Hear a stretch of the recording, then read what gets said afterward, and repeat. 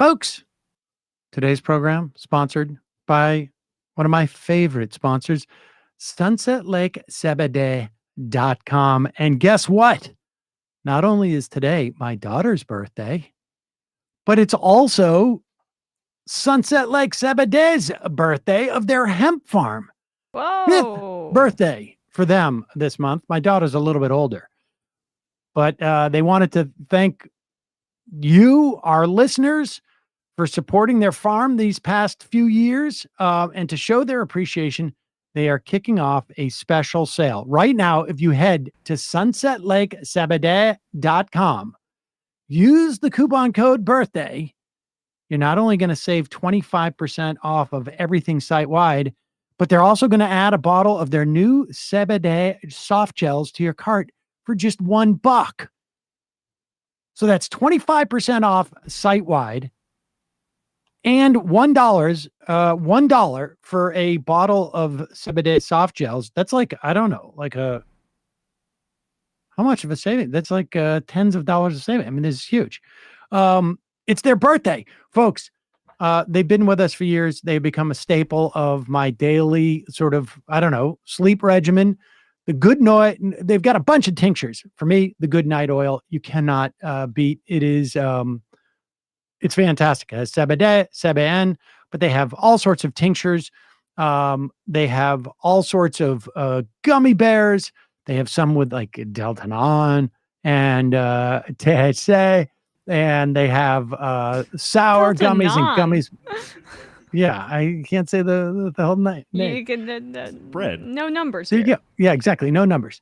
But they also have Zebedee coffee and fudge. All of their products are third-party tested. These guys are really great movement partners. I mean, they were longtime fans of the show when they started advertising with us. But more than that, they have supported. They've sent thousands of dollars supporting things like strike relief funds and refugee resettlement and carceral reform and mutual aid they've been involved with in the wake of the Vermont floods. They, the Planned Parenthood, give directly. They're really they got a great spirit at that company and a great product. You can get smokables too. Pre-rolls, keef. Check it out. Right now, use the code birthday. This is good until Monday, August 12th at midnight. The 5-year-old birthday of sunsetlakesebede.com. 25% off of everything with the coupon code birthday. And just take a bottle of Zebedee soft gels, put it in your checkout. It'll only cost you $1 extra. Can't be beat. Check it out. Sale ends midnight, August 12th. Again, that's code birthday at checkout. See sunsetlakesebede.com for terms and conditions. Coupon code link in the podcast and YouTube descriptions. And now time for the show.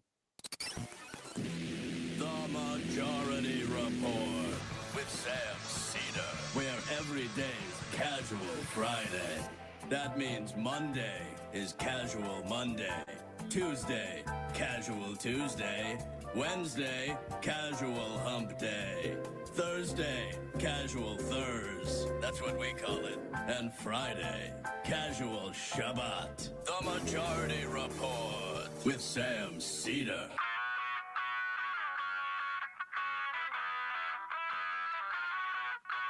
It is Friday, August 9th, 2024.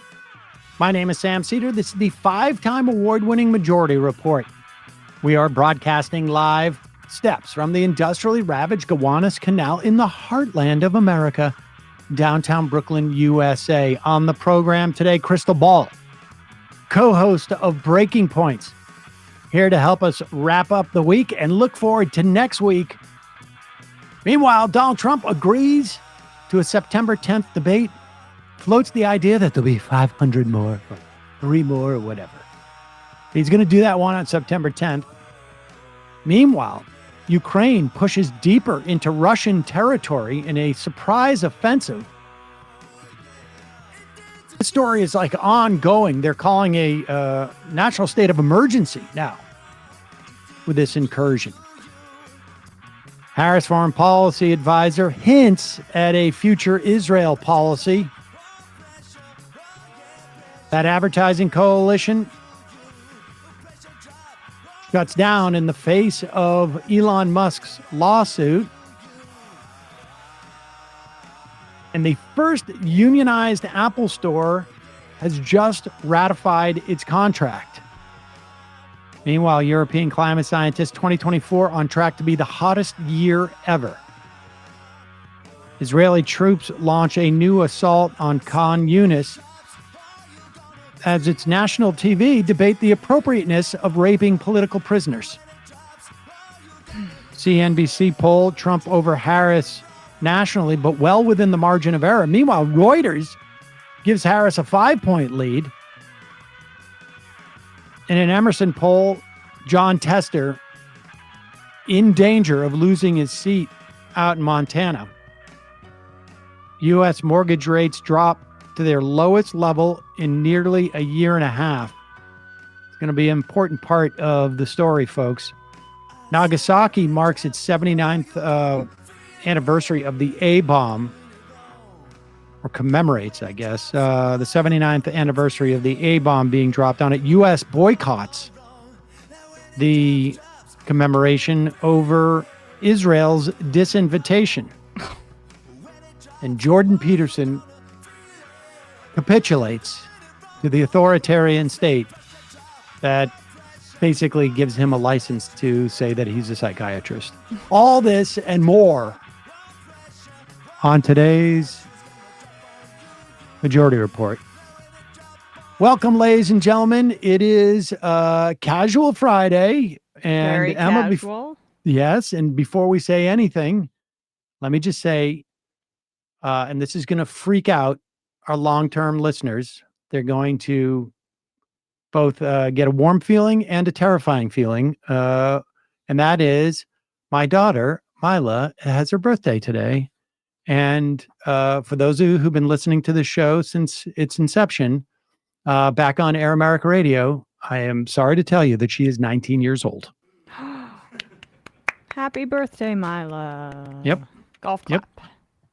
clap. It is terrifying. The show was 1 year old when I remember Janine like announcing the birth. I think I was probably out that day. I don't remember exactly what. Hopefully you were out that day. Well, I mean, come on. You had some other things to do. Look.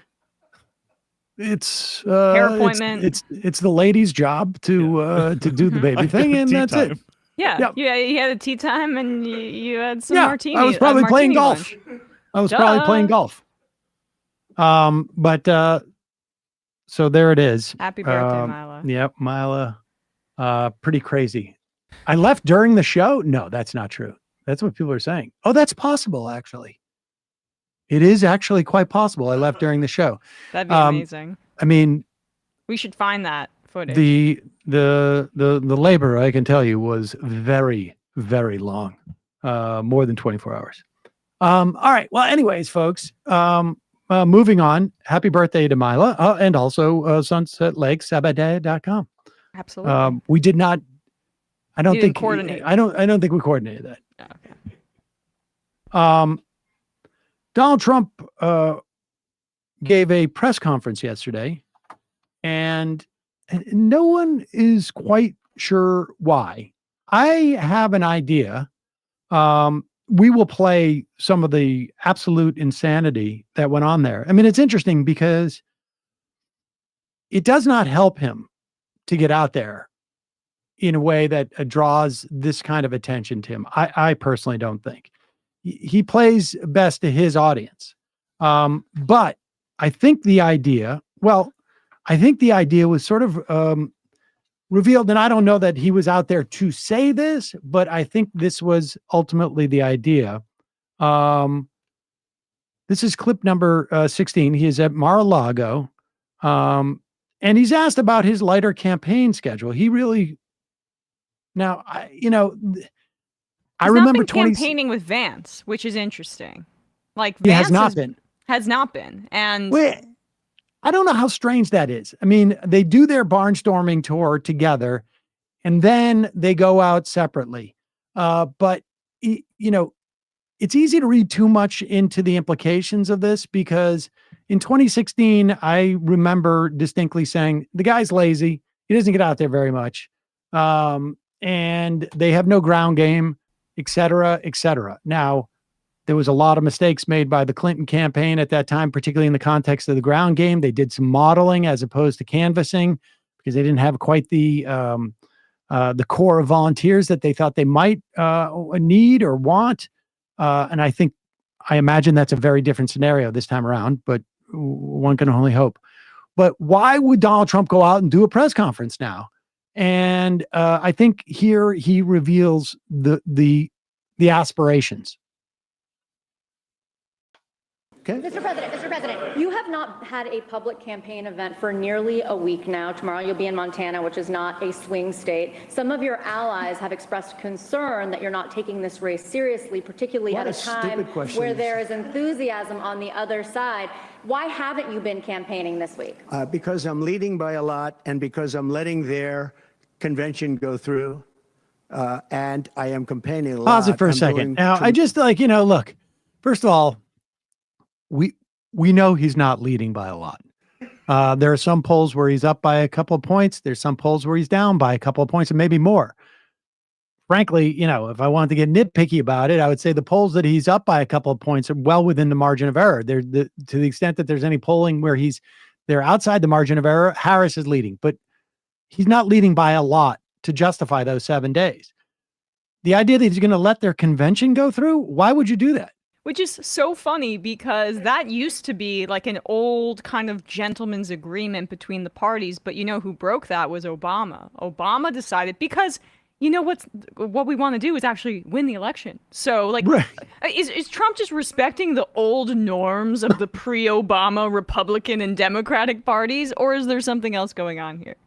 No, there's, there was something else going on. And, but I think, has he not been out there since the interview he did with the National Black Journalists Association? And people are guessing he may have had COVID, but also, and I referenced this yesterday, we'll have Krystal on in a bit, I also think he enjoys having basically JD Vance go out and audition, humiliate himself and show his fealty to a certain degree and go out on a limb by himself. I think that's a part of what he likes, right? He likes showing dominance and having people serve him. That might be it. It also could be just taking a little time to do some self-care. But all right, go ahead. Convention go through. And I am campaigning a lot. I'm doing tremendous amounts of taping here. We have commercials that are at a level I don't think that anybody's ever done before. Plus, in certain cases, I see many of you in the room where I'm speaking to you on phones, I'm speaking to radio, I'm speaking to television. Television's coming over here. Excuse me, what are we doing right now? She's not doing any news conference. You know why she's not doing it? Because she can't do a news conference. She doesn't know how to do a news conference. She's not smart enough to do a news conference. And I'm sorry, we need smart people to lead this country, because our country's never been in this danger before, both economically and from an outside perspective. Russia doesn't respect us anymore. China doesn't respect us anymore. North Korea, Kim Jong-un, liked me a lot. He really liked him a lot. I think really honestly, the reason why his people sent him out to do a press conference now, maybe just as a way of their failure to set up rallies for him.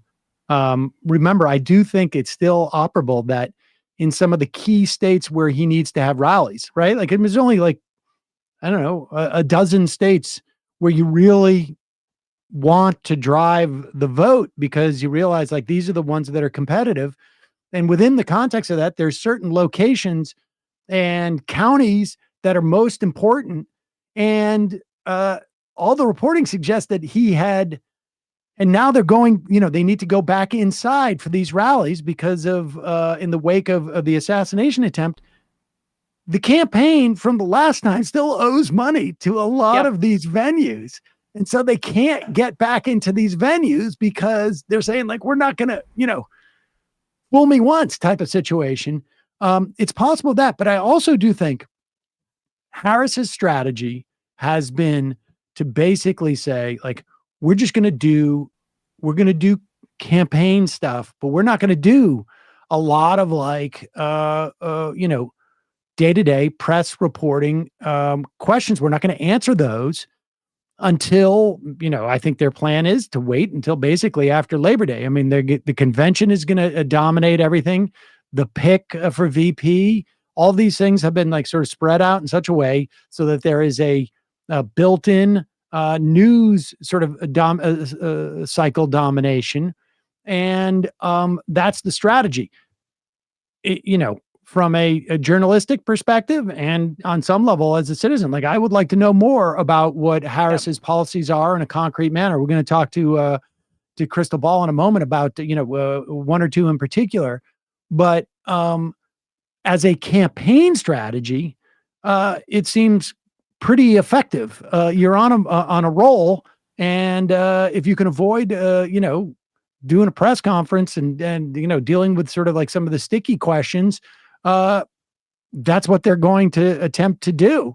And I think Donald Trump did the press conference. I don't know that it was his idea, but the idea to basically be able to say, Donald Trump's doing press conferences. Why isn't Kamala Harris? And I just don't think that's going to work, particularly when he goes out there and executes the press conference in that way. Yeah, I don't think it's going to work. I think the strategy is not bad from his end because he really has very little to grasp onto. Like they're trying to pretend that Tim Walz's 24-year military service was somehow fraudulent.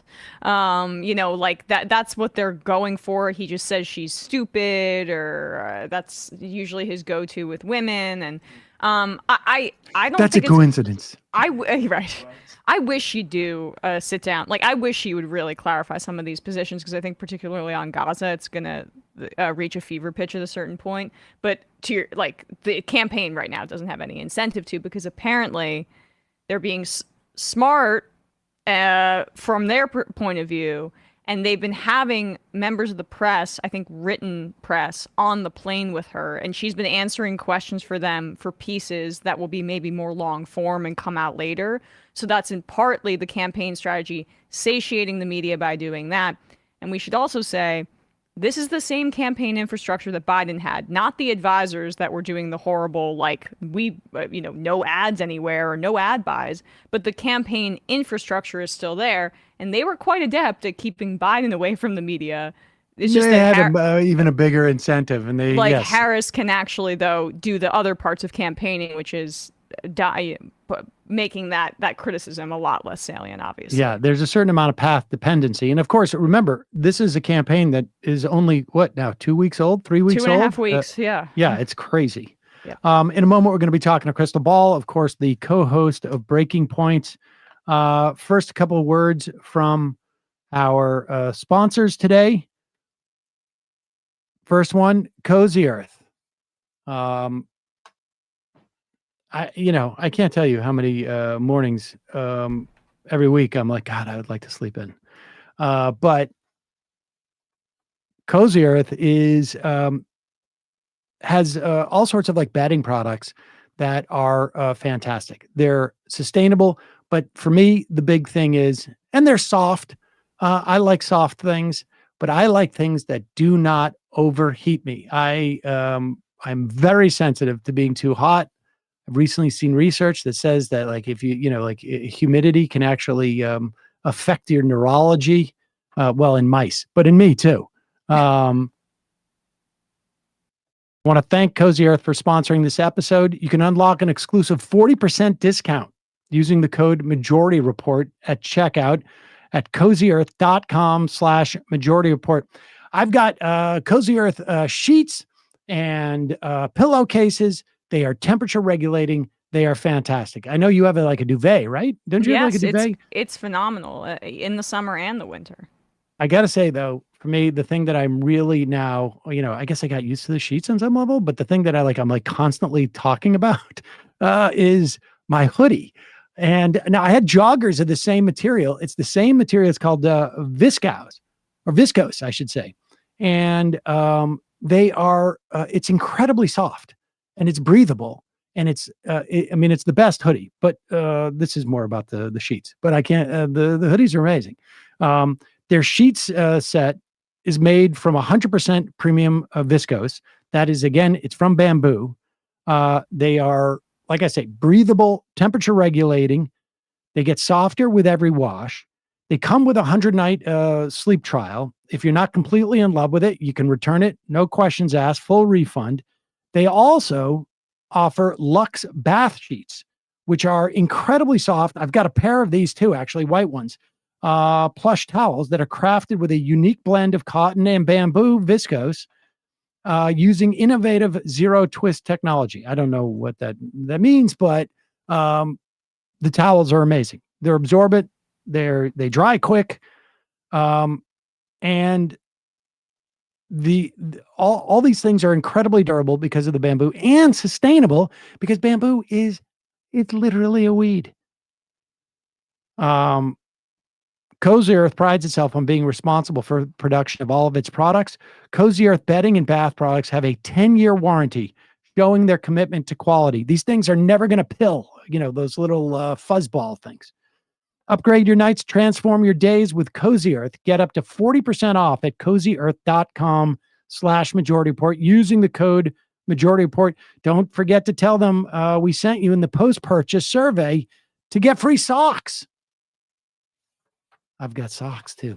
Those socks are a big hit. They're actually good if your feet are cold at night to sleep with. All right. Different story. We'll put the link in the podcast and YouTube description. Also, about a year ago, maybe a little bit more, when they wanted to sponsor us, I asked them about Nutrafol, and she had a friend who had a great experience with Nutrafol. I have known people who had good experience with Nutrafol, and I started to feel like my hair was thinning a little bit. I'm getting up there in age, and I'm like, why not take this? For me, the best thing about Nutrafol is that they are drug-free. They are completely drug-free ingredients. Their patented technology provides consistent, reliable results without compromising your sex life. So you don't get those type of you don't get those kind of implications. Side effects, yeah. Yeah. Nutrafol is the #1 dermatologist recommended hair growth supplement brand, with over 1 million people seeing thicker, stronger, faster growing hair with less shedding. Now, here's the thing about Nutrafol. Many supplements will test the specific ingredients, or will you rely on tests about the specific ingredients? Nutrafol clinically tests its final formulations. So they can measure their efficacy when they're combined. In clinical study, 84% of men showed improvements in their hair after 6 months taking Nutrafol's men's hair growth supplements. Take their hair wellness quiz on Nutrafol.com/men for a personalized hair health plan based upon your specific root causes, no pun intended. With Nutrafol, building a hair growth routine is simple. You purchase online. You don't need a prescription. You don't need a doctor's visit. Free shipping. They have automated delivery, so you'll never have to miss a day. You'll see results within 3 to 6 months. Take the first step towards achieving your hair growth goals. For a limited time, Nutrafol offering our listeners $10 off your first month subscription and free shipping when you go to Nutrafol.com/men. Enter the promo code TMR. Find out why 4,500 healthcare professionals and stylists recommend Nutrafol for healthier hair. Nutrafol.com/men, spelled Nutrafol.com/men, promo code TMR. That's Nutrafol.com, promo code TMR. Folks, see you in a moment. We'll be right back. Krystal Ball.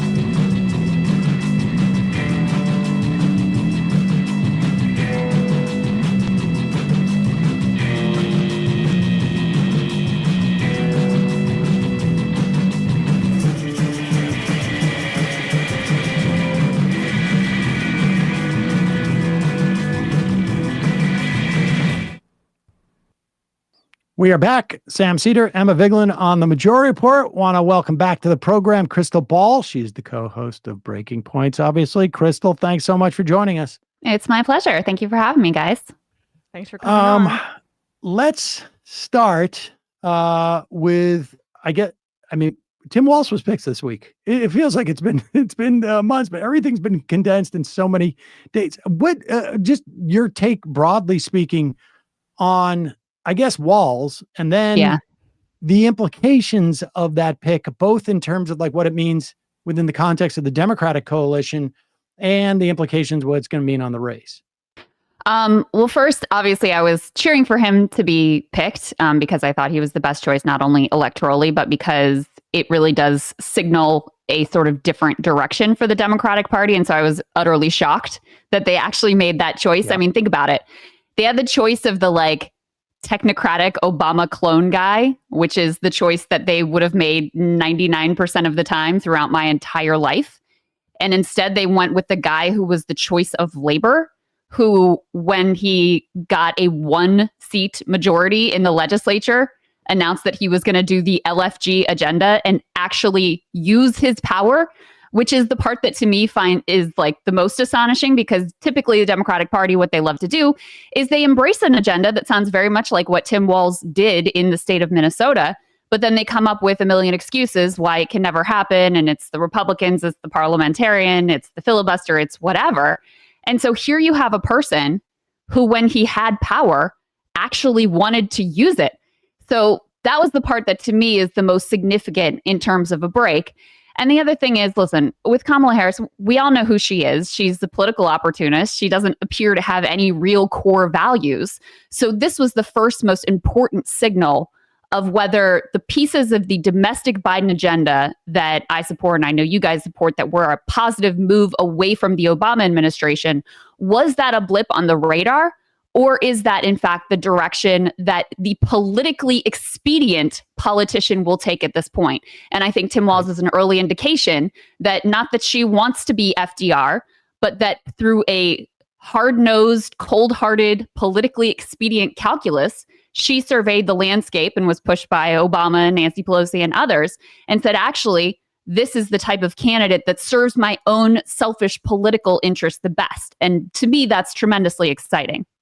Tremendously. Yep. And I will say that, I mean, the reporting, as you mentioned, indicates that she really appreciated the fact that he used his political capital and actually governed. And the fact that Pelosi was appreciative of him too, and you have everyone from AOC to Fetterman saying, well, we like this guy. It means Manchin. Really, I mean, right. Manchin, it's insane. Did I not say Manchin just right? Fetterman? I meant Manchin. I apologize. I meant Manchin. Yeah, everyone from Manchin to AOC saying we like this guy. It means that he has a lot of goodwill, I think, in Congress and on Capitol Hill. I think that's part of why Pelosi was in favor of him. And both the fact that he operated with urgency in Minnesota to actually govern and enact policies that Democrats wanted, and the fact that he potentially has these relationships on Capitol Hill where he could be a conduit for her to Congress to get an agenda through, versus what Biden was for Obama, which was the same pitch, but Biden was just like Senate foreign relations guy. I'm going to give Mitch McConnell the farm and let's develop something that is bipartisan for the sake of bipartisanship, versus his posture. I much prefer a Walz being the executive branch's conduit to Congress versus Biden's philosophy. I do think this is a positive signal in the shift of like Democrats may, with their targeting of these Midwestern governors too, actually be interested in governing and doing something with their political capital. Yeah, I mean, there's a lot to say about it. First of all, I think it's important to be clear because he was the most progressive of the choices, but it's not like anything he did in Minnesota was wild and crazy. Like, this is bread and butter, mainstream Democratic priorities, a child tax credit, free school lunches, like being good to labor, just sort of the basics of what Democrats actually claim to support. It's just that he actually did it. But, you know, I've been really thinking about, okay, well, this does go against, the choice of Walz goes against my perception of the Democratic Party, and specifically Democratic Party elites like Nancy Pelosi and Barack Obama.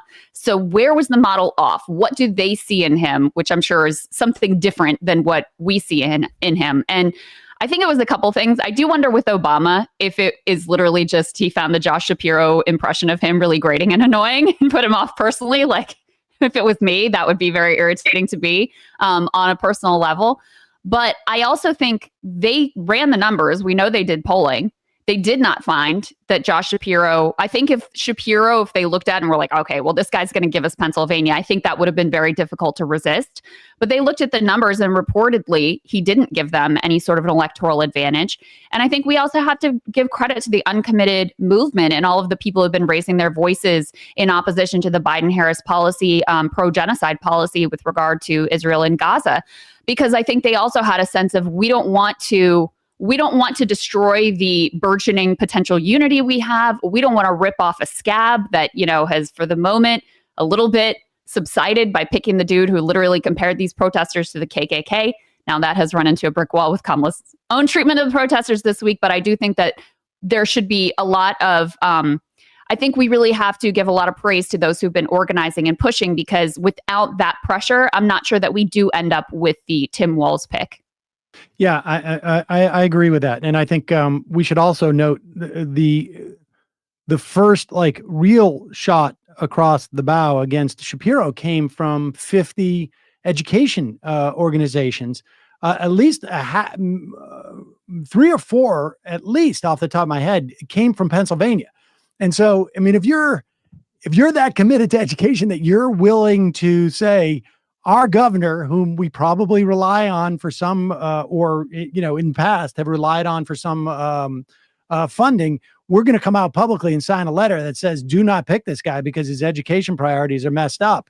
That I imagine also weighed heavily. I mean, I think and we should say, and we've been saying for a while, they're all DEI picks, right? There was no women even contemplated. The idea of a person of color was never contemplated.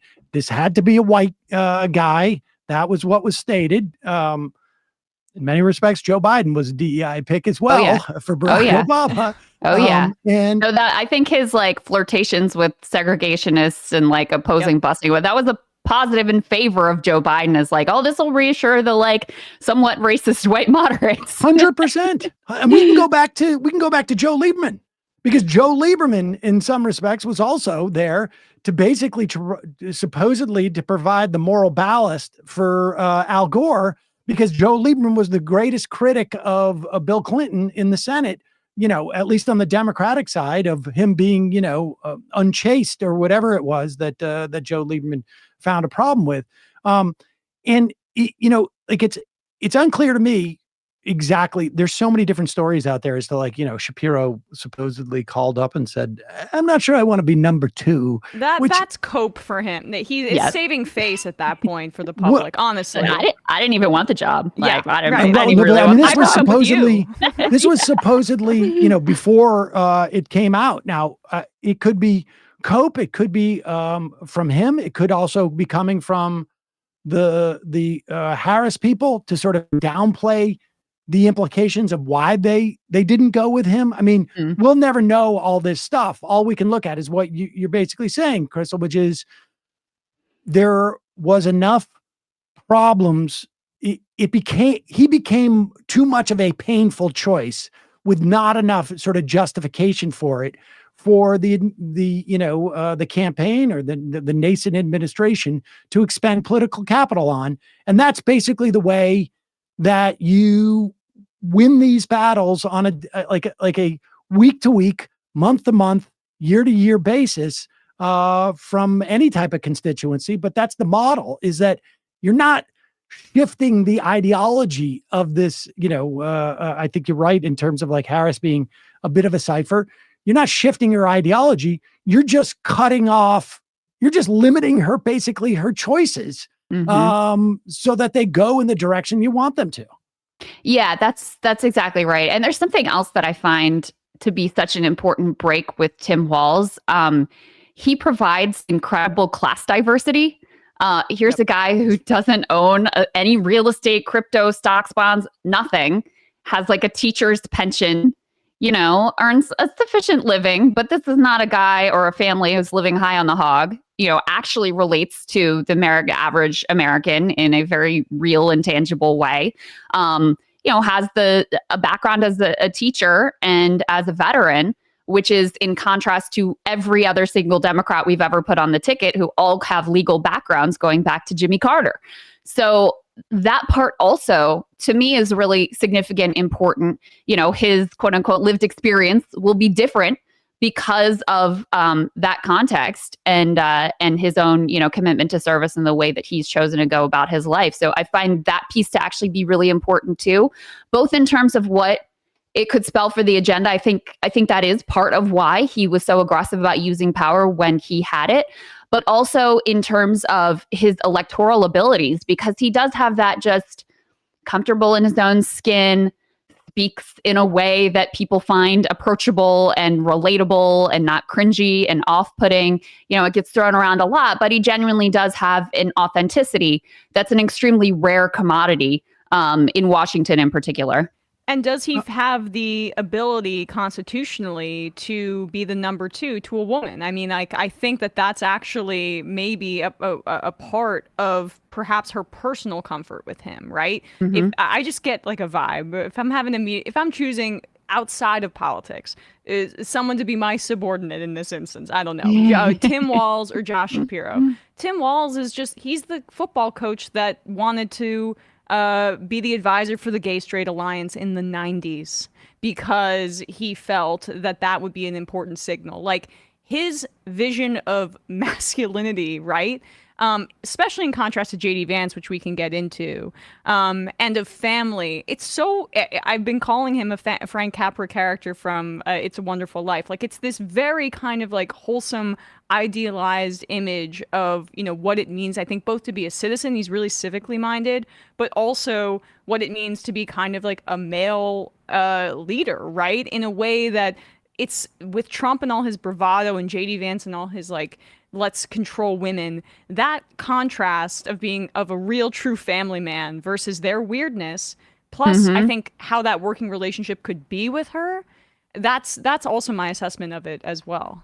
I think that's so true. And it's something I've been thinking about a lot too, Emma, because there's been all this discourse about like, the young men pipeline to the right wing, the Andrew Tates and the Aiden Rosses of the world and all that, and the need for positive masculine identities that have a liberal or left bent. And I do think Tim Walz is kind of a perfect example of that. Like his identity is deeply masculine. Everybody shares these memes about him like fixing your carburetor, like messing with the wiring in the attic. Not to say women can't do those things, but it's this sort of like traditional view of positive masculinity that he fits into very comfortably. As you said, the football coach, everybody knew that like cool teacher who took some extra time with them and was really important to them in their lives. He has that energy and that vibe. And it is a distinct contrast with J.D. Vance. I mean, J.D. Vance, so he wants to position himself as this like right populist. And in certain ways, he'll speak favorably about some policies or he'll talk about economics differently than like a Ronald Reagan conservative. But Matt Bruning made this point. I think it's a really true one. The problem for anyone who is even pretending to be interested in a different economic direction for the Republican Party is that the only thing the Republican Party really cares about at this point is like owning the libs and worshiping Donald Trump. So he has to frame any of his quote unquote pro-family policy in the language of being like edgy, subversive, flagrantly offending, a large segment of the population, a la childless cat ladies, or the policy has to be really like weird and off-putting, like the giving parents more votes than non-parents, which is obviously brazenly unconstitutional. Because if he just was like, yeah, I support paid family leave and child tax credit, that's all coded lib, and you can't do that. So it ends up being weird. That's where you end up being. And I'm, in terms of political talent, like he's just got this, he's devoid of, he's anti-charismatic. And on the Trump campaign, I don't know what they're doing right now. So they're like sending J.D. Vance around to speak to like 5 people in a parking lot. And Trump is just hanging out at Mar-a-Lago and going on Aiden Ross's stream and whatever. So I don't know. But the J.D. Vance pick to me, You just have to look at his negative favorability to know that this was one of the most disastrous vice presidential picks that has ever been made. It is a clear drag in the ticket. Trump himself clearly knows that. That's why I wouldn't say that he would be ready on day one and instantly went to like, well, this doesn't really matter anyway. And it helps crystallize the Democratic framing of this ticket as fringe, weird, off-putting, repellent, etc. What do you think about that? Because, you know, you and I have been following this stuff for a long time. Emma too, but this is, I mean, this change, you know, like, look, J.D. Vance is a VC. The guy has never made I would wager that he has never made $1 as a W-2. Like, you know, for him, it's all his income, or at least the great amount of it has come prior to his time in the Senate, through basically, through the capital gains tax. And, you know, he can profess these sort of like populist positions, but he is at the epicenter of the financialization of our economy in a way that, fundamentally ends up hurting workers. I mean, it just does. That's right. But to have the Democrats attack on such a sort of vibe level is not something that we've seen Democrats do in any way. Like, this is, it really, I want to say it's flipped, except for it's not like outside of immigration, really, the Republicans are even referencing anything about policy. There used to be the Democrats would just talk about policy, would not get to the sort of the vibes thing. I remember Ronald Reagan, Morning in America, and the whole concept of like optimism and, get out of the Jimmy Carter malaise, and, Clinton sort of like repositioned, but was firmly sort of like, no government or limited government type of camp. This is a fundamentally different way of Democrats running, and they seem to have embraced it. On top of this dynamic where there doesn't seem to be this fealty, they'll say unity, but there's not the fealty of like, I can work with the Republicans. They're being partisan. Walz will say it, but there's not, it's sort of like just it's like a backfill a little bit. It's not Biden, this was Biden's sort of like, and for generations, it feels like Democrats have been the best thing about me. I'll say Republicans are bad, but I also say that they're pretty good. It's weird. Right. Yeah. I mean, I think I appreciate that the Democrats have shifted away from the language that was used by Hillary Clinton and that was used by Joe Biden of like, it was very moralizing. And I think that was not unjustified. But I also think after so many years of, the really heavy moral restoring the soul of democracy language from Biden, I think to just cast them off and sort of laugh in their faces like, what a bunch of weird freaks. I think it lands. And I think it lands in a very sort of cutting way that Republicans are scrambling to deal with. Like, they clearly hate this label because forever Republicans have been the ones that have centered themselves as the police of what's quote unquote normal, right? Right. This is the quiet majority, the silent majority. Exactly. And so to have that dynamic flipped, where I think arguably the reason that they underperformed in 2022 is because people did think they were so freaking weird with their, extreme abortion stances and Stop the Steal and this crew of just like off the wall wackos that they nominated to run for various prominent positions. The overall sense was, what a bunch of weird freaks.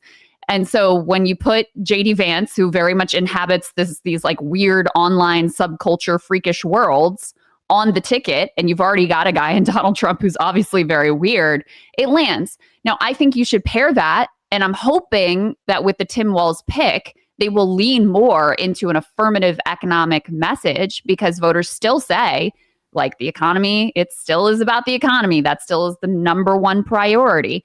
And I would personally, like to know what Kamala Harris plans to do. And is she going to keep Lena Khan, or is she going to bend to the billionaire pressure campaign? Those things are really important. And I think they could be a difference maker in a race that appears to be very, very tight. But in terms of the vibes and the stance and the overall framing and branding, I think it's been very clever. I think it's been extremely effective. And they're positioning themselves as like the joyful warriors versus these, dark freak fringe, overly online group of people. I think that's why you see Kamala Harris's favorability just dramatically skyrocketing, this race flipping on a dime overnight. And why I feel at this point they do have an advantage, even though I wouldn't take anything for granted, certainly. Let's talk about the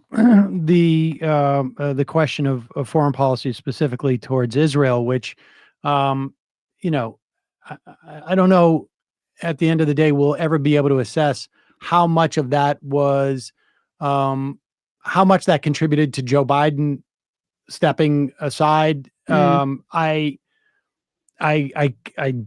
don't think it was the primary reason. I think the primary reason was, had to do with polling showing that the people felt he was too old. I think there were probably other reasons that maybe other members of like the Democratic establishment had, but it certainly was a reason.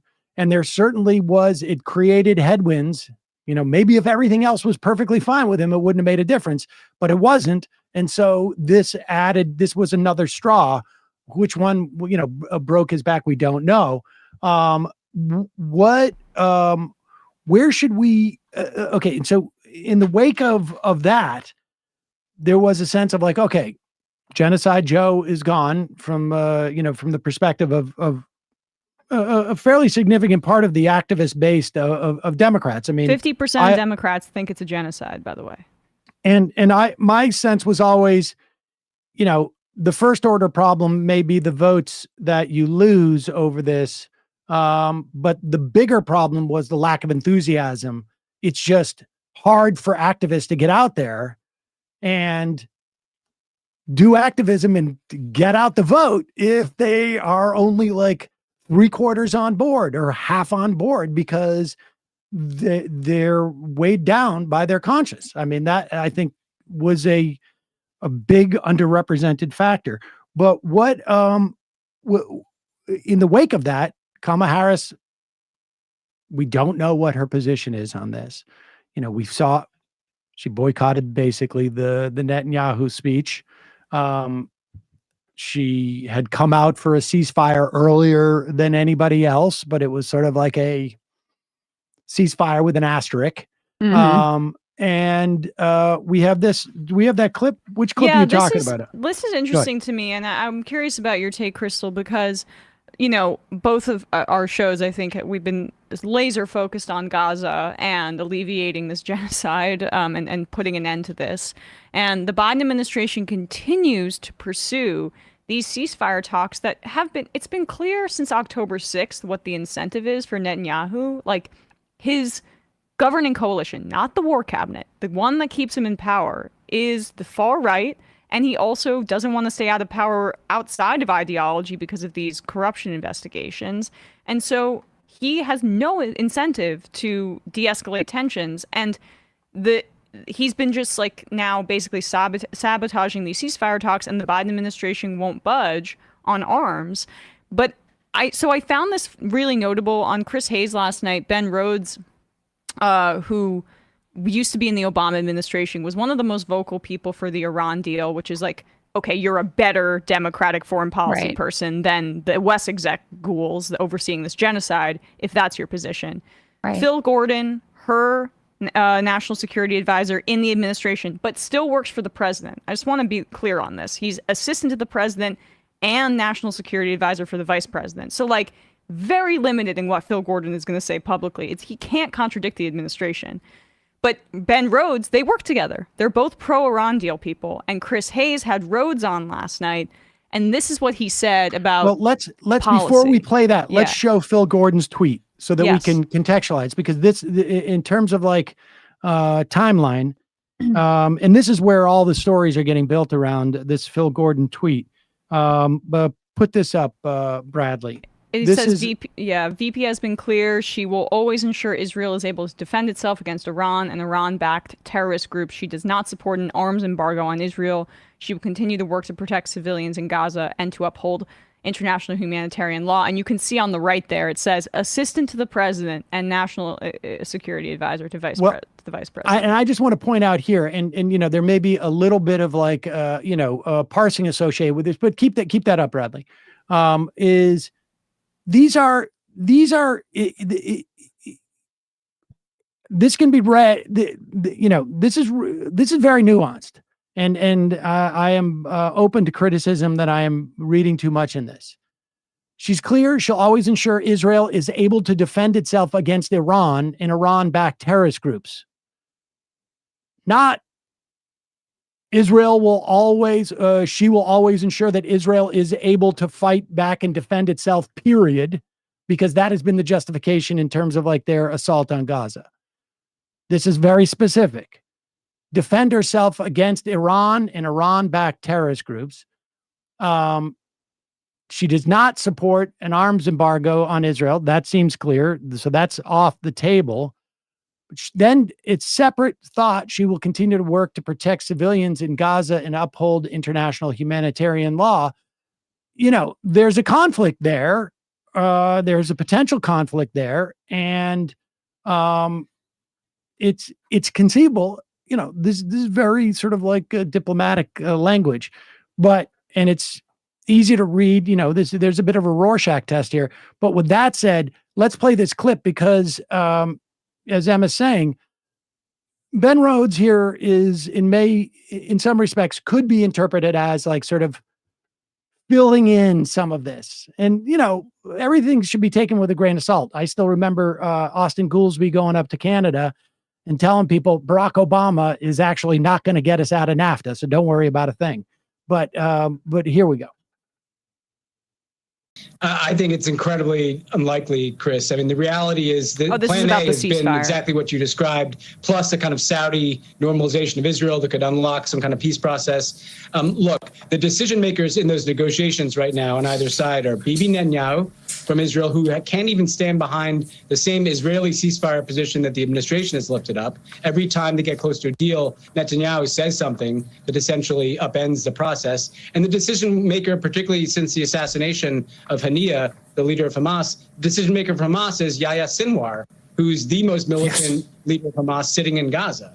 And so those are the people that would have to agree. Who masterminded the October 7th attacks. I mean, this was his project, yes.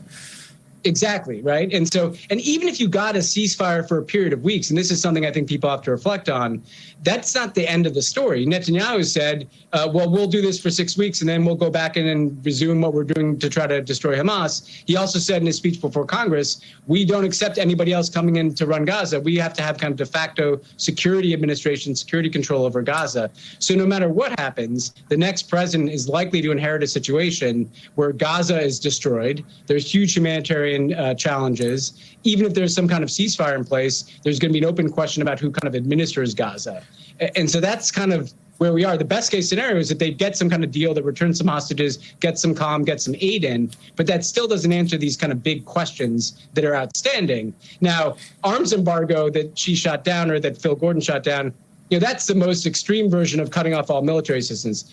Arms embargo, though, doesn't define all the options. You can withhold certain offensive military systems to try to press Israel to stop its military operations. That's, I think, what a lot of people have wanted to see is just the utilization of U.S. leverage to compel a ceasefire to get its humanitarian assistance in. She's obviously not going to unpack all of this in public. It's good that she's sitting down and listening to the uncommitted voices, because one way to bring the party together here, and I think Joe Biden could have done more of this, is to hear those voices, to take those concerns seriously, and to make it clear that there'll be, a seat at the table for them to express their views. Yeah. There is now, again, this is, I will concede part of this is sort of like, aspirational on my part. But Rhodes is out there saying there are not, a complete arms embargo is one thing, cutting off Iron Dome and all these other things is off the table. But he's saying, like, conditioning weapons on a ceasefire and is on the table. And he says clearly, like she's not gonna do this stuff in public, which of course makes a lot of sense. I don't even think in private it would make sense for her, for Netanyahu to walk away with a sense that like she's absolutely going to bring the hammer down, because then the guy attacks Iran the next day. Right. Yeah. I mean, so a couple things. First of all, obviously, her response to the protesters completely sucked and was tone deaf and morally outrageous. And actually, Biden with protesters did a better job. And I think it showcases some of her political faults, not only with regards to this issue, but specifically when she's caught off guard is when she tends to be at her worst.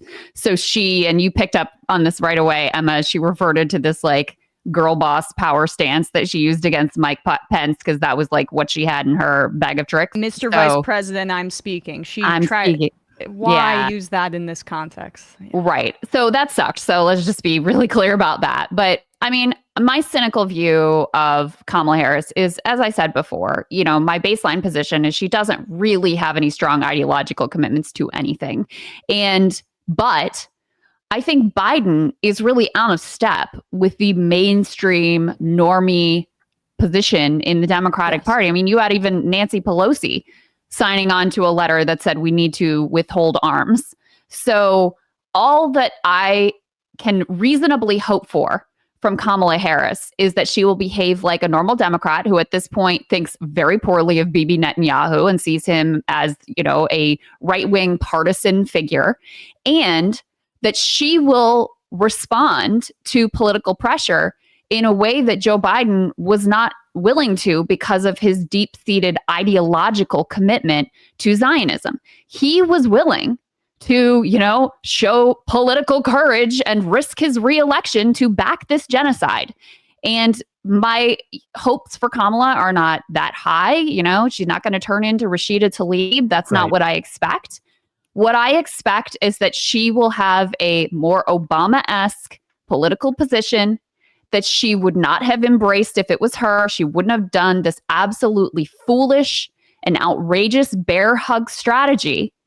And that she will put her finger in the wind and realize that continuing in this direction is an utter political disaster for her and her own ambitions. That's my highest expectation. And I think it's a reasonable expectation given what we know about her, what we have seen her say, what we have seen her do, et cetera. So that's where I'm coming from. And, the choice of Walz is really important here as well, because even though I know that Gaza was not the only issue that was considered, I do think that it was a part of the calculus.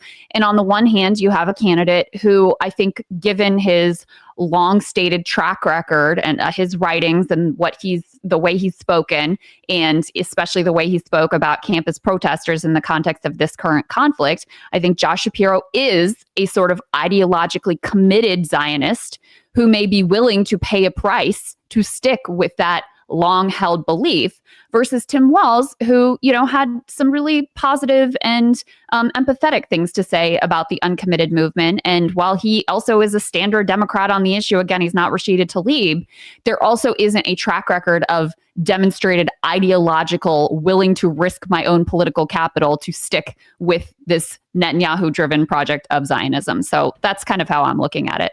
I don't think people really, and I agree with you completely. We criticized her response yesterday, especially because she's going to need to be more concrete. I mean, this going to Chris Hayes and having Ben Rhodes kind of say, okay, she will shift a little. It's not going to be sufficient, I think, for a lot of people. And that's exactly why the pressure should continue.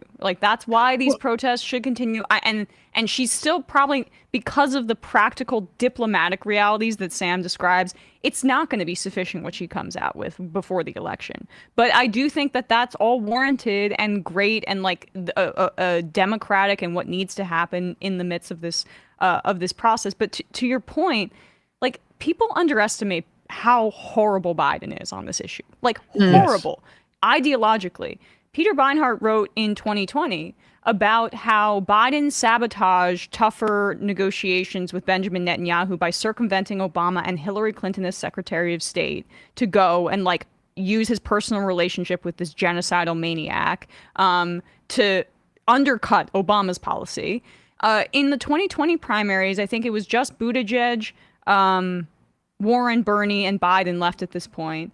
Or at the very least, they're the ones who answered the question in the debate. It was, would you condition aid to Israel? Because I think at issue here were, the illegal settlements. And of those four, Biden was the only one who said absolutely not.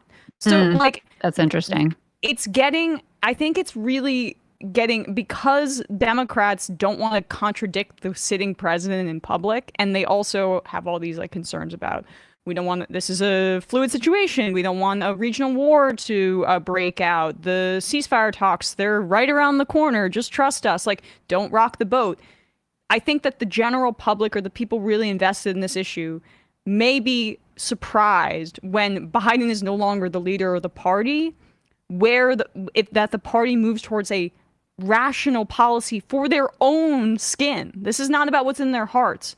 For their own political futures based on where the base is. That is what I'm trying to get through to people, I think, about not Kamala Harris being Bernie Sanders or AOC or Rashida Tlaib, but her being someone who responds to rational incentives as opposed to a guy who, I don't know, his brain barely works and he's still just a reflexive anti-Palestinian racist. Yeah, I mean, listen, Mark Lamont Hill said this about Joe Biden. I think this is really true, too, is in his 50 years or whatever in Washington, it has never been the wrong political move to be too pro-Israel. And so when you're dealing with someone who is, very elderly, and his positions and views of the world were locked in some 1970 whatever visit to see Golda Meir, he was not going to change. It's ossified. It's locked in. And he was not nimble enough to really evaluate or even understand the shifting political calculus that's very clear. And so, no one has done more to make support of the, overall project of Israel a partisan affair than Bibi Netanyahu. I mean, this starts under the Obama administration when he comes and speaks to Congress to attempt to block the Iranian nuclear deal. It's no secret to anyone that he wants Donald Trump to win the election. And so again, I think if you just have a normal, relatively nimble political thinker who's evaluating the landscape as it exists today, how do you look at a video of their main political program where they're arguing that rape should be systematized against Palestinians and think that this is the country that we should be wholly throwing our lot in with?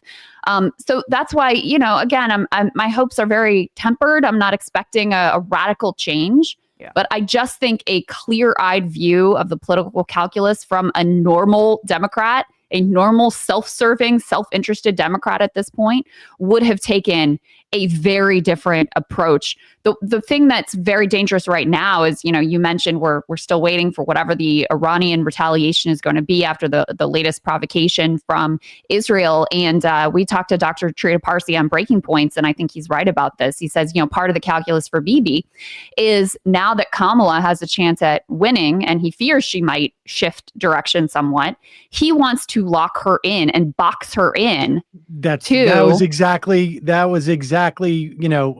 my point earlier, was that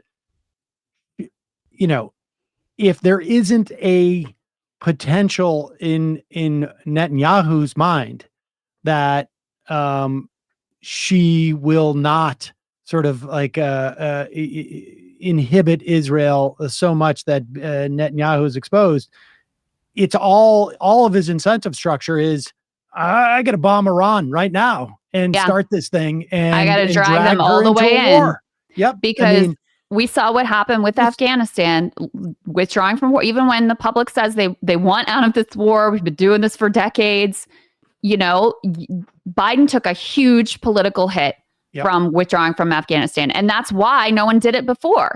Because they knew it's easy for it to just fade into the background, and no one except the people who actually have to go and risk their lives are thinking about it too much. And so if we get dragged into some massive regional war, do I think Kamala Harris is going to have the political courage to get us out of that and face all the attacks about her being weak and caving to Iran and blah, blah, blah? No, I do not. And to be clear, because she's a woman, this is like becomes even more of a sort of like a narrative that is easier for people to build than they did around Biden. I mean, True. had Harris overseen the leaving of Afghanistan, I think that would have been, that would still be on the nightly news. They'd still be talking about it as proof. I mean, I'm old enough to remember when, like, what was his name, Schroeder from Colorado, she cried. I don't know if it was like 88 or what it was on the campaign, and that was it, done. The fact that they saw, like, like one of these, and that was it because of the narrative that she was a woman.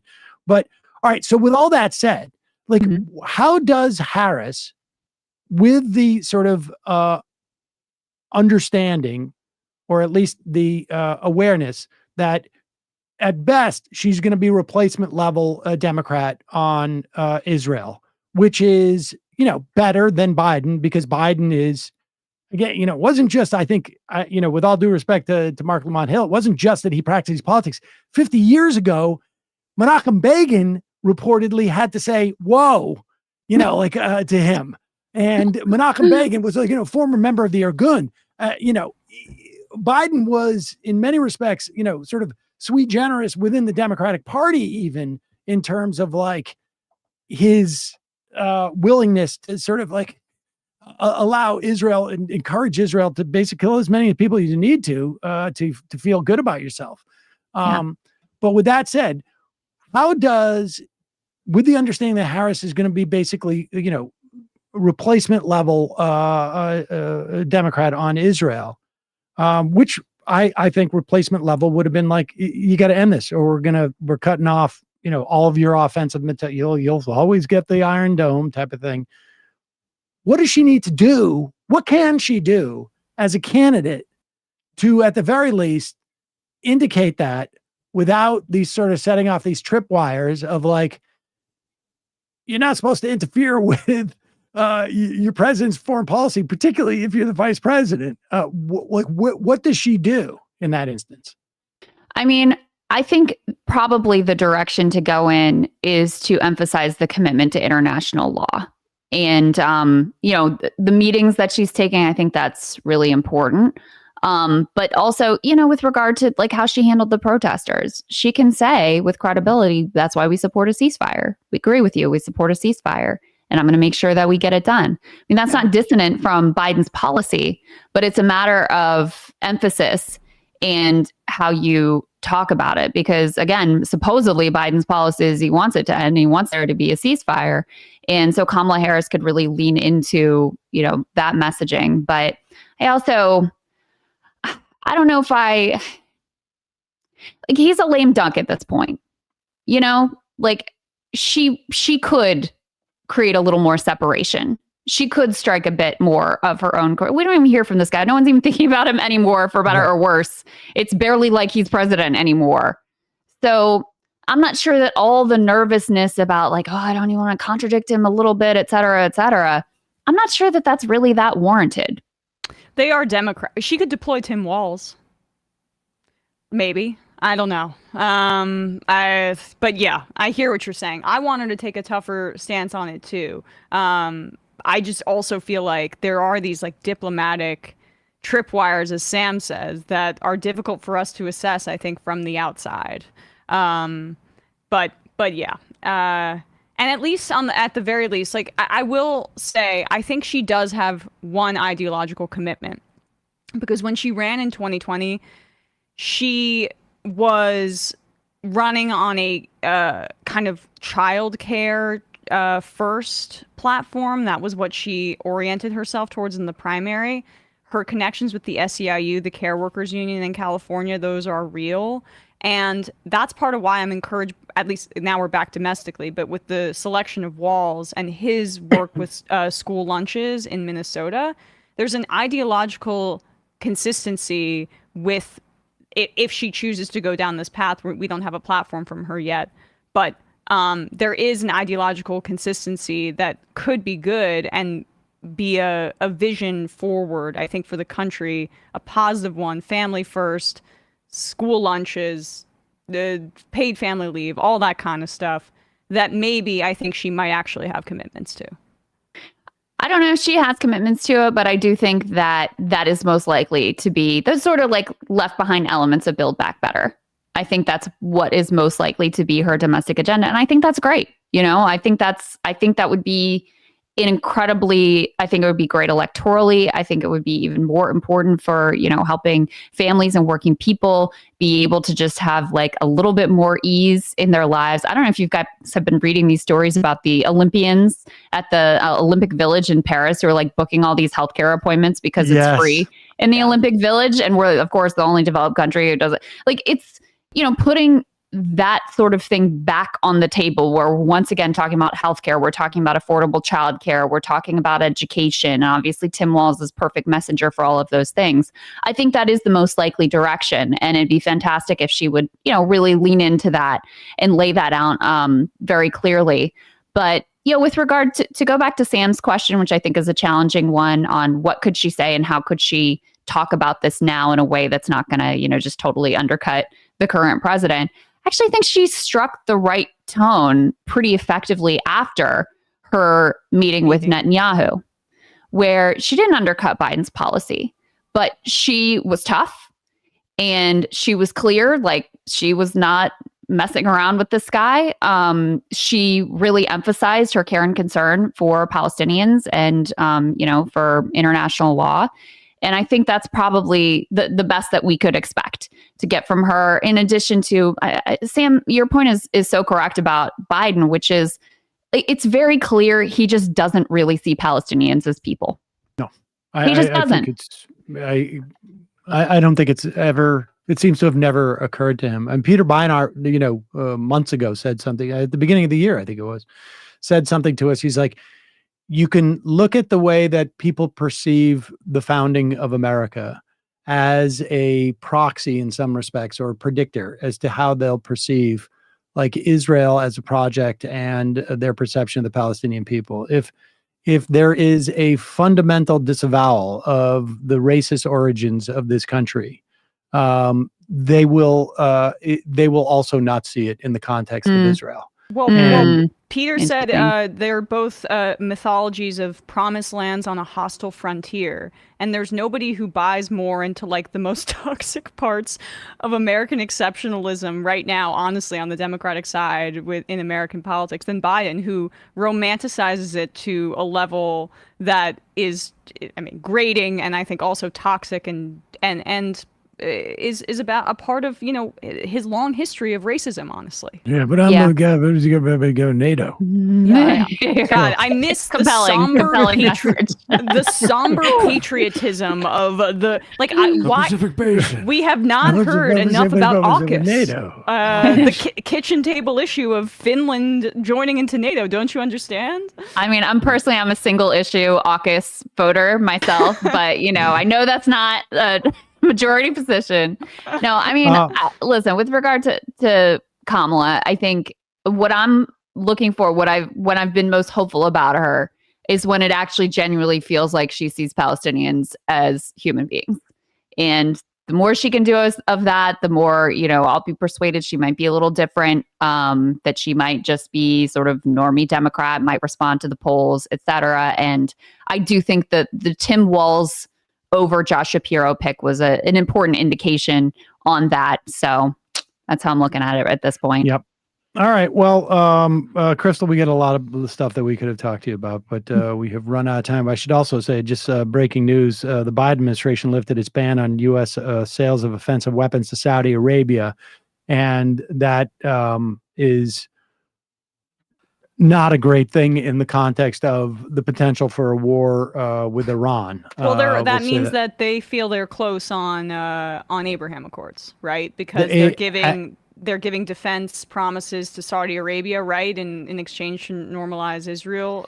Who gives a crap about this formalized relationship? Or they think that they're got to send a signal to Iran that your number one rival in the region is about to have, basically, one of those shopping sprees where you go with the shopping cart and go through our military stores. So I guess we shall see. But Krystal, really a pleasure. Thanks so much for coming on today. We'll put a link to Breaking Points, which, as you may know, you're the co-host of. And Krystal, Kyle, and Friends as well. Yes, Uh, that We'll too. do both. Can't forget my Yes. husband. Yes. There you go. All right. Thanks, guys. It was fun. Yep. Thanks, Thanks, Krystal. Krystal. All right, folks. We're gonna head to the fun half in just a moment. Oh, we were gonna have them on this week. They couldn't make it. But Letter Hack and Harvey K. They're coming next week, right? Is that right, Bradley? Yeah, we're gonna plan for next week with Okay. with Matt and Harvey. Yeah. Letter Hack and Harvey K. have teamed up for a cartoon. I think it's in Common Dreams. We'll put a link to it, even though we're stepping on our the interview for next week. But that's all right. We'll put a link to that. People should check that out. Also, don't forget, you can support this show by becoming a member. Join themajorityreport.com. When you do, you not only get free the first half of the show commercial free. And I should say, look, when we're live, it's not going to be commercial free because we're live. Like most podcasts, and we can't control the YouTube in the same way. That's but in terms of like an audio podcast, completely commercial free. But somebody was like, I'm a member. I'm watching a live show and there's ads. Well, yeah, live show we can't do that. Yeah. But the real reason to become a member is because you want to help this show survive and thrive, and you can do so by becoming a sustaining member at jointhemajorityreport.com. And you get some perks, not that much. I mean, some. You get to I am the show. Yes. Access to That's the one. fun half. Yeah. Also, justcoffee.coop. Folks, I think they've got their own anniversary coming up, right? Or maybe they're selling the anniversary blend. I can't remember exactly, but we'll be getting on that in the coming weeks. But justcoffee.coop, there's the new logo. 20th anniversary. Pick it up. It's a blend of both medium, basically medium blend. People love it. Use the coupon code majority, get 10% off. I'm looking at some of them right now. We have some bags of coffee over there with the new logo on it. Oh Yep, my I sent gosh. And now this. Yes. The Begonia shirt. The much awaited, the much anticipated Begonia. That looks good. We sold a lot of those shirts the other day. People love these shirts. Really? Yes. Big thanks to Tony Y for his design. His website is also in our show notes, and we have a bio for him up on shop.majorityreportradio.com. And also, anyone interested in Ann in Portland shirt, we also have her link as well. If anyone wants to get in touch with her about her runner-up shirt. We should also say Nicola on the IM has chimed in on the value of being able to have your IM sent with membership. You never get to have your IMs read. Yay. JK, I love you. There you go. So Hey. we just did. I just blew Nicola out of the Narrative water. destroyed. Yep. Destroyed. Emma, ESVN. We'll be back on Monday. There's a lot to get to in terms of NFL news, but also we have a really exciting Olympics basketball game on Saturday between the home court advantage of France and the United States. So that'll determine the gold medal. We'll talk more track, swimming, other good stuff like that, as well as like we're beginning to ramp up for the NFL. YouTube.com/ESPN show. Left Reckoning. Do you know who's on Left Reckoning this week? Yeah, so on Tuesday, Matt and David spoke with Elias Cepeda to talk about the boxing controversy at the Olympics regarding Algerian boxer Aman Khalif, and also to talk about Elias's organization, Foundation Chicago. So you can check that out at youtube.com/leftreckoning and go to patreon.com/leftreckoning if you'd like to access the post game. All right, folks. See you in the fun half. 3 months from now, 6 months from now, 9 months from now. And I don't think it's going to be the same as it looks like in 6 months from now. And I don't know if it's necessarily going to be better 6 months from now than it is 3 months from now. But I think around 18 months out, we're going to look back and go like, wow. What? What is that going on? It's nuts. Wait a second. Hold on for a second. The Majority Report. Emma, welcome to the program. Hey. Matt. What is up, everyone? Nomi Key. You did it.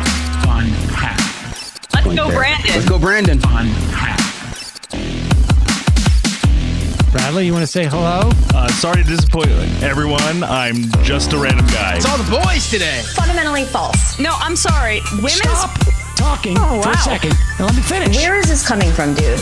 But dude, you want to smoke this 7A? Yes. Hi, me? This me? Yes. Is this me?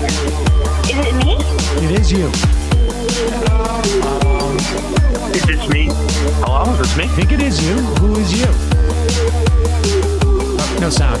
Every single freaking day. What's on your mind? Sports. We can discuss free markets and we can discuss capitalism. I'm gonna go start watching. Libertarians. They're so stupid though. Common sense says, of course. Gobbledygook. We fucking nailed him. So what's 79 plus 21? Challenge Matt. Positively quivering. I believe 96, I want to say. 857-210-35. 501. 1/2. 3/8. 9/11, for instance. $3,400, $1,900. 6, 5, 4, $3 trillion sold. It's a zero-sum game. Actually, you're making me think less of it. But let me say this. Poop. You can call it satire. Sam goes, it's satire. On top of it all, Yeah. my favorite part about you is just like every day, all day, like Yeah. everything you do. Without a doubt. Hey, buddy, we see you. All right, folks. It's just the week being weeded out, obviously. Yeah, sun's out, guns out. I don't know. But you should know. People just don't like to entertain ideas anymore. I have a question. Who cares? Our chat is enabled, folks. I love it. I do love that. Look, gotta jump. Gotta be quick. I gotta jump. I'm losing it, bro. 2 o'clock. We're already late, and the guy's being a dick. So screw him. Sent to a gulag? Outrageous. Like, what is wrong with you? Love you, bye. Love you. Bye-bye.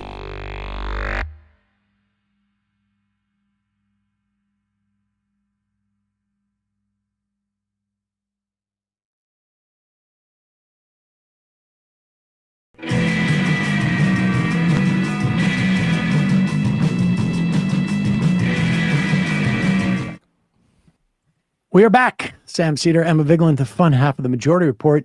Marx Delano Roosevelt says, Majority Report blend coffee has been keeping me and my wife sane with our newborns. Probably my favorite coffee ever. It's a great coffee. I mean, it honestly is a great coffee, but they're also a great coffee